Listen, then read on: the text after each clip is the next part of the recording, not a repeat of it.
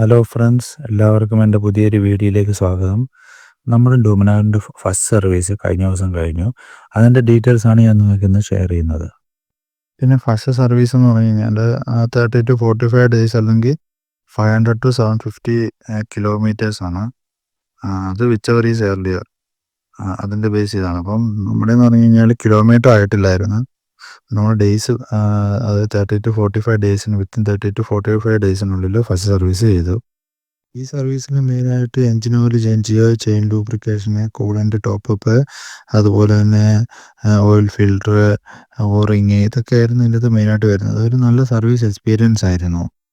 അതുപോലെ clutch adjustment, വണ്ടിയുടെ clutch adjustment ചെയ്തു. അപ്പം ടോട്ടലായിട്ട് പറഞ്ഞു കഴിഞ്ഞാൽ നമ്മൾ എൻജിൻ ഓയിൽ ഫിൽട്ടർ, അതുപോലെ ഓറിങ്, പിന്നെ നമ്മുടെ ചെയിൻ ട്യൂബ്, പിന്നെ ഈ കൂളിൻ്റെ ടോപ്പപ്പ്, പിന്നെ വണ്ടി വാഷ് ചെയ്തു, പിന്നെ അവരുടെ കൺസ്യൂമബിൾസ്. അപ്പോൾ ഇതെല്ലാം കൂടെ ചേർന്ന് എനിക്ക് വന്നത് 2180 എമൗണ്ട് അത്രയാണ് ടോട്ടൽ വന്നത്.